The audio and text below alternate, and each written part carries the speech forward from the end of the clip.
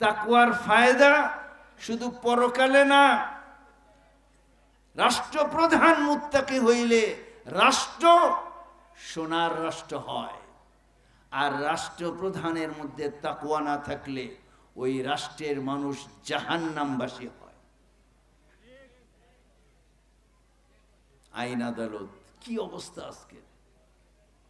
বাংলাদেশের প্রত্যেকটা সন্ত্রাসী জানে, খুন করার আগে সে জানে কথা, খুন করলে কিছু হয় না, টাকা দিয়ে বিচারক কেনা যায়।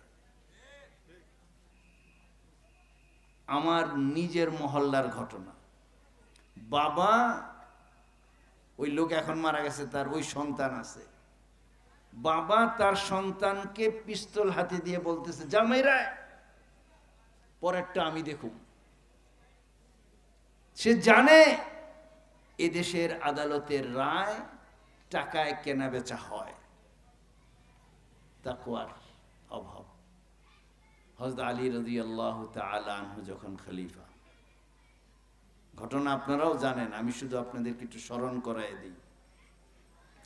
উনার নিয়োগ করা কাজী শুরাইহ, মদিনার কাজী, একবার হযরত আলী রাদিয়াল্লাহু তাআলা আনহুর একটা বর্ম হারিয়ে গেছে। উনি একটা ইহুদির কাছে এটা দেখছেন, বলছেন এটা আমার। ইহুদি বলছে না, এটা আমার। ফয়সালা কোথায় হবে? চলো কাজীর কাছে যাই, আদালতে যাই। চিন্তা করে দেখেন, আমিরুল মুমিনিন যাচ্ছেন কাজীর কাছে বিচারের জন্য, এবং ওই কাজী উনার নিয়োগ দেওয়া কাজী। যা বলছেন, কাজী এই বর্মটা আমার, ইহুদির কাছে পাওয়া গেছে, আপনি এটা দেওয়ার ব্যবস্থা করেন। কাজী বললেন, আমিরুল মুমিনিন আপনি দাবি করছেন, তাইলে প্রমাণ আনেন, সাক্ষী আনেন। আপনার কি কোনো সাক্ষী আছে এই বর্মটা যে আপনার? কোনো সাক্ষী আছে? বললেন, হ্যাঁ সাক্ষী আছে। কে? আমার ছেলে হাসান। শুনেন কি বলে কাজী। তাকওয়াওয়ালা আমির, তাকওয়াওয়ালা কাজী।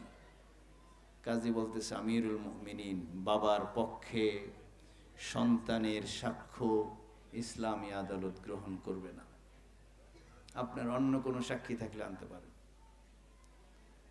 মেনে নিলেন আমিরুল মুমিনিন, তাকওয়াওয়ালা আমিরুল মুমিনিন কাজীর সামনে তার আদেশ মেনে নিলেন। বললেন, আর কোনো সাক্ষী আছে? হ্যাঁ আছে, আমার গোলাম জানে এই বর্মটা আমার, আমি কিনছি, সে দেখছে। বললেন, মনিবের পক্ষে গোলামের সাক্ষী গ্রহণযোগ্য হবে না। আর কোনো সাক্ষী আছে? আর কোনো সাক্ষী নেই। তাহলে আপনার পক্ষে রায় দেওয়া গেল না। ইহুদিকে বললেন কাজী শুরাইহ যে এটা আপনার বর্ম, আপনি নিয়ে যান। ইহুদি বর্ম নিয়ে বের হয়ে রাস্তায় হাঁটতে হাঁটতে বলে, আমিরুল মুমিনিন বর্মটা আপনার, আপনি নিয়ে যান। এবং যেই দিনের বিচার ব্যবস্থা এত সুন্দর, এত ন্যায়, এত যুক্তি নির্ভর, ওই দিন কখনো বাতিল দিন হতে পারে না। আমি এখন মুসলমান হয়ে গেলাম, লা ইলাহা ইল্লাল্লাহু মুহাম্মাদুর রাসূলুল্লাহ। আজকে আমাদের তাকওয়া নাই। তাকওয়ার অভাবে পরিবার নষ্ট, তাকওয়ার অভাবে সমাজ নষ্ট, তাকওয়ার অভাবে রাষ্ট্র নষ্ট। এত আইন, এত আইন শৃঙ্খলা বাহিনী, এত আদালত, এত উকিল, এত বিচারক, সমাজ সুন্দর হচ্ছে না। কারণ একটাই, মানুষকে মানুষ বানানোর জন্য কোরআনী প্রেসক্রিপশন যেটা, তাকওয়ার প্রেসক্রিপশন, সেটার কোনো চর্চা নাই, সেটার কোনো ব্যবস্থা নাই। সবাই আমরা দৌড়াইতেছি কিসের পিছনে, আল্লাহই ভালো জানে। আমার শেষ কথা, সবর নিয়ে আজকে আর কথা বলতে পারলাম না সময়ের স্বল্পতার কারণে। তাকওয়ার শেষ কথাটা বলি। তাকওয়া কিভাবে অর্জন হবে? তাকওয়া তো খুব সহজ জিনিস না। আল্লাহ পাক তাকওয়া অর্জন করতে বলছেন, কিন্তু তাকওয়া অর্জন সহজ না। কিভাবে সহজ? একটা যুবক তার যৌবনের সম্পূর্ণ চাহিদা তার মধ্যে আছে, তার সামনে একটা যুবতী সুন্দরী নারী, দুনিয়ার কেউ দেখতেছে না, ওই মেয়েটা তাকে গুনাহের কাজের জন্য আবেদন করতেছে, আহ্বান করতেছে, দুনিয়ার কোনো মানুষ দেখতেছে না। এই যুবকটা তার চাহিদাটা মেটানোর জন্য নিজেকে কিভাবে বিরত রাখবে? এটা তো কঠিন কাজ। দুনিয়া কেউ দেখতেছে না, মেয়েটাও রাজি, তার মধ্যে চাহিদাও আছে। তার মধ্যে যদি তাকওয়া থাকে তাহলে সে, এই যুবক, এই মেয়েটার দিকে হাত বাড়াবে না। তাকওয়া না থাকলে সে করবে, কেউ দেখতেছে না আমার কি। একটা সরকারি আমলা, কেউ নাই সামনে, একজন আইনে একটা ফাইল দিল, একটা দরখাস্ত দিল, একটা সিগনেচার দিলেই কোটি টাকা, কেউ দেখে নাই, কোনো সাক্ষী নাই। সে এই সিগনেচার থেকে বিরত থাকবে। কাজটা অনেক কঠিন, আমরা যতই বলি কাজটা অনেক কঠিন। আমার টাকার দরকার, টাকা হইলে দুনিয়া আরামের হয়। আমি একটা সিগনেচার দিলেই আমার কোটি টাকা চলে আসে আমার অ্যাকাউন্টে। এটা থেকে বিরত থাকা এত সোজা না। এই জায়গাটাই আমরা দুর্বল। আমরা এটা জানি যে এই অবৈধ গুনাহের কাজটা করলে পরকালে শাস্তি হবে। এরপরেও সামনে যখন এই জাতীয় পরিস্থিতি হয়, নিজেকে নিয়ন্ত্রণ করতে পারি না। জানি একটা বেগানা নারীর দিকে তাকাইলে গুনাহ হয়, এরপরও তাকাই। জানি এই কাজটা করলে গুনাহ, এরপরও করে ফেলি। আমার তাকওয়াটা নাই বলে কাজটা অনেক কঠিন। কিন্তু মনে রাখতে হবে, আল্লাহ রাব্বুল আলামিন মানুষের সাধ্যের বাইরে কোনো কাজের আদেশ দেন না। আচ্ছা, এই তাকওয়া অনেক কঠিন কাজ, আবার আল্লাহ পাক এই কাজের আদেশ দিয়েছেন। আবার এই তাকওয়া অর্জনের পন্থাও বলে দিয়েছেন। কোরআনে কারীমের বহু জায়গায় এই কথা বলা আছে। এর মধ্যে একটা আমি বলি, ইয়া আইয়ুহাল্লাযীনা আমানুত্তাকুল্লাহ ওয়া কুনু মা'আস সাদিকিন। হে আমার ঈমানদার বান্দারা, তাকওয়া অবলম্বন করো। তাকওয়া অনেক কঠিন কাজ, পন্থা হলো সাদিকিনের সাথে বসো। তাকওয়াওয়ালা মানুষের সংস্রব সোহবত গ্রহণ করো। মানে হলো তাকওয়া কাজটা কঠিন, কিন্তু অর্জন করা আল্লাহ পাক যে ব্যবস্থা দিয়েছেন, ওই ব্যবস্থায় কেউ যদি তাকওয়া অর্জন করতে চায়, তার জন্য এটা অনেক সহজ। দুনিয়া কিয়ামত পর্যন্ত তাকওয়া অর্জন করা জরুরি। ইত্তাকুল্লাহর বিধান কিয়ামত পর্যন্ত চলবে, আর কিয়ামত পর্যন্ত আল্লাহ পাক তাকওয়া অর্জনের ব্যবস্থাটা সহজ করছেন। দুনিয়ার মধ্যে সাদিকিন থাকবে কিয়ামত পর্যন্ত। আমার আপনার দায়িত্ব হলো তাকওয়া অর্জনের জন্য ওই সাদিকিনকে খুঁজে খুঁজে খুঁজে খুঁজে খুঁজে খুঁজে তাদের সোহবত নেওয়া। সাদিকিন মানে কি?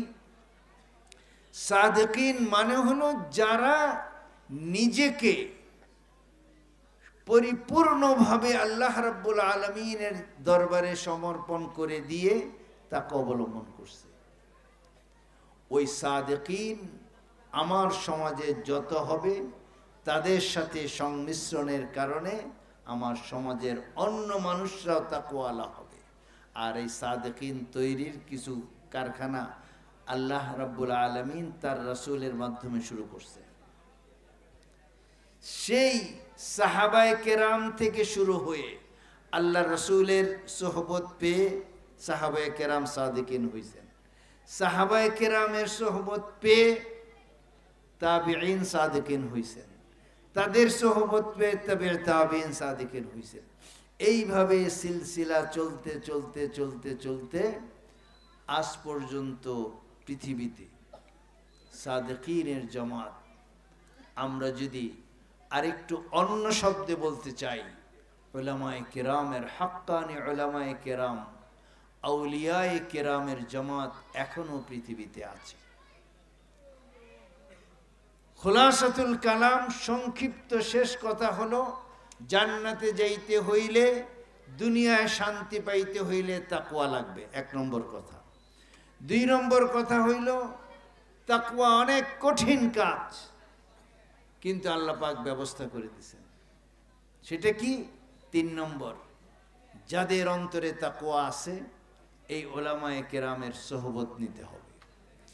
এই ওলামায়ে কেরাম যেখানে তৈরি হয় সেই জায়গাগুলিকে সচল রাখতে হবে নিজের স্বার্থে। এই মাদ্রাসাগুলি সচল রাখা, ওই সচল রাখার ক্ষেত্রে সহযোগিতা করা, এইটা কোনো অনুগ্রহ নয়, এটা আমার নিজের প্রয়োজনে। শেষ কথা বলি, কল্পনা করেন একটা দৃশ্য, আল্লাহ না করেন, আল্লাহ না করেন, আল্লাহ না করেন, এটা কখনোই হবে না ইনশাআল্লাহ। যদি এমন হয় যে এই বাংলাদেশের সমস্ত মাদ্রাসা বন্ধ হয়ে গেছে, কোনো মাদ্রাসায় আর এখন পড়াশোনা হয় না, সরকারের কারণে হোক, জনগণের অসহযোগিতার কারণে হোক, বাংলাদেশে এখন কোনো দ্বীনি মাদ্রাসা নাই, কি অবস্থা হবে কল্পনা করতে পারেন? বাংলাদেশের মানুষগুলির অবস্থা কি হবে? কথাটা আমি ঘুরাইয়া এইভাবেও বলি অনেক জায়গায়, যে বাংলাদেশে এখন পর্যন্ত দ্বীনের চর্চা অল্প বেশি যতটুকুই বাকি আছে, এখনো মানুষ দ্বীনের উপরে আমল করে, দ্বীন অনুযায়ী জীবনযাপন যতটুকুই করে, সম্পূর্ণটাই এই সমস্ত মাদারিসে দ্বীনিয়া উলামায়ে কেরামের মেহনতের ফসল। এই মাদ্রাসাগুলি বন্ধ হয়ে গেলে আমার সন্তানের, আমার পরবর্তী আনেওয়ালা প্রজন্মের জন্য ভয়াবহ অবস্থা হবে। এই জন্য মাদ্রাসাগুলিকে সচল রাখা, মাদ্রাসা সচল রাখার ক্ষেত্রে সহযোগিতা করা, এটা মাদ্রাসাওয়ালাদের জন্য আমার থেকে কোনো অনুগ্রহ নয়, এটা আমার নিজের স্বার্থে করা কাজ। মাদ্রাসাকে সচল রাখতে হবে আমার প্রয়োজনে, আমার সন্তানের প্রয়োজনে, আমার দেশের প্রয়োজনে। এই জন্য আসেন, যেখানেই যে মাদ্রাসা, আমি শুধু এই মাদ্রাসা নিয়ে কথা বলছি না, অবশ্যই এটা আমার প্রাধান্য পাবে যেহেতু আমার সবচেয়ে কাছের মাদ্রাসা। যেখানেই যখন যে অবস্থায় কোনো মাদ্রাসার সহযোগিতা করার সুযোগ আসে আমাদের সামনে, আমরা যেন স্বতঃস্ফূর্তভাবে নিজের কাজ মনে করে ওই মাদ্রাসাগুলির সাথে নিজেকে জড়িয়ে রাখি। আল্লাহ রাব্বুল আলামিন, আমি এতক্ষণ যে কথাগুলি বললাম, এই কথাগুলির মধ্যে কোনো ভুল ত্রুটি হয়ে থাকলে আল্লাহ যেন মাফ করে দেন। এই কথাগুলি অনুযায়ী আমল করার সর্বপ্রথম আমাকে তৌফিক দান করেন এবং আপনাদেরকেও এই কথা অনুযায়ী আমল করার তৌফিক দান করেন। এবং যারা এই কথাগুলি বলার, শোনার আয়োজন করে দিলেন আমাদের জন্যে, তাদেরকে আল্লাহ রাব্বুল আলামিন উত্তম বিনিময় দান করেন। ওয়া আখিরু দাওয়ানা আলহামদুলিল্লাহি রাব্বিল আলামিন। শুকরিয়া। আমরা এতক্ষণ গুরুত্বপূর্ণ আলোচনা শুনছিলাম হযরতুল আল্লামা মাওলানা হাফিজ সাঈদুর রহমান হাফিজাহুল্লাহর জবানে। মুহতারাম হাজিরিন, আমরা অত্যন্ত আনন্দের সঙ্গে জানাচ্ছি, আমরা এই মাহফিলের দ্বিতীয় দিন শেষ অধিবেশনে যার তিলাওয়াত শোনার জন্য অধীর আগ্রহে অপেক্ষা করছিলাম। আপনারা হয়তো অনেকে লক্ষ্য করেছেন, আমাদের প্যান্ডেলের পাশ দিয়ে হেঁটেই তিনি আমাদের মাদ্রাসায় প্রবেশ করেছেন। অল্প কিছুক্ষণের মধ্যেই তিনি স্টেজে আসবেন। আমরা এখনই তাদের জবান থেকে পবিত্র কালামুল্লাহর তিলাওয়াত শুনব। তার পূর্বে আপনারা যারা দাঁড়িয়ে আছেন তাদের প্রতি আমি অনুরোধ জানাচ্ছি, আমরা মাহফিলের সৌন্দর্য রক্ষার্থে, কালামুল্লাহর তিলাওয়াত শোনার জন্য আদব রক্ষার্থে সকলে প্যান্ডেলের ভিতরে আসন গ্রহণ করি।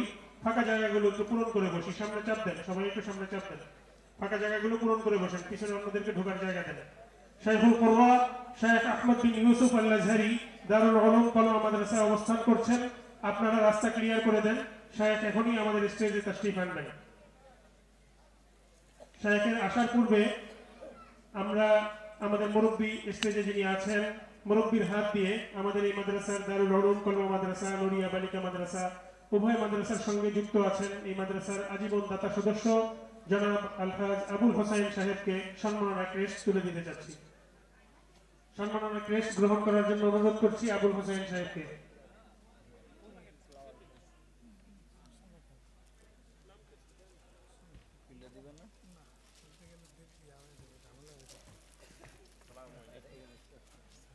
আজকে ওনার ছেলে হাফেজ আবুল হোসেন ভাইয়ের ছেলে এই বছর দস্তারে ফজিলত গ্রহণ করেছে, আমাদের এই মাদ্রাসা থেকে হেফজ সমাপন করেছে। আল্লাহ তাআলা তার দুনিয়া আখিরাতে খায়রের ফয়সালা করেন। যারা দাঁড়িয়ে আছেন সকলকে অনুরোধ করছি, আবারও অনুরোধ করছি, প্যান্ডেলের ভিতরে এসে আসন গ্রহণ করুন, রাস্তাটা একটু ক্লিয়ার করে দেন। আমাদের মাঝে তাশরীফ এনেছেন বর্তমান বাংলাদেশের শাইখুল কুরবা তথা প্রধান কারি ইউসুফ রহমতুল্লাহি আলাইহি সুযোগ্য সাহেবজাদা, আন্তর্জাতিক কোরআন তিলাওয়াত সংস্থা ইকরার সম্মানিত সভাপতি, মাহদুল কিরাআত বাংলাদেশের সম্মানিত পরিচালক, শাইখুল কুরবা শেখ আহমদ বিন ইউসুফ আল আজহারি।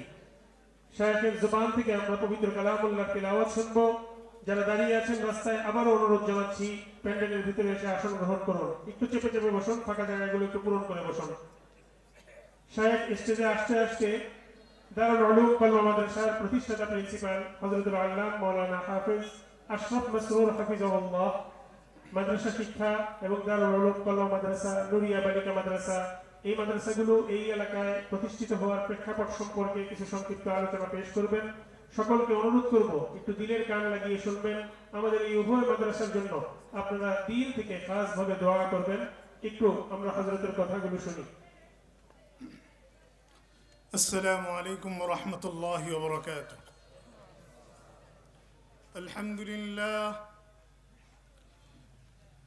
الحمد لله نحمده ونستعينه ونستغفره ونؤمن به ونتوكل عليه ونعوذ بالله من شرور أنفسنا ومن سيئات أعمالنا.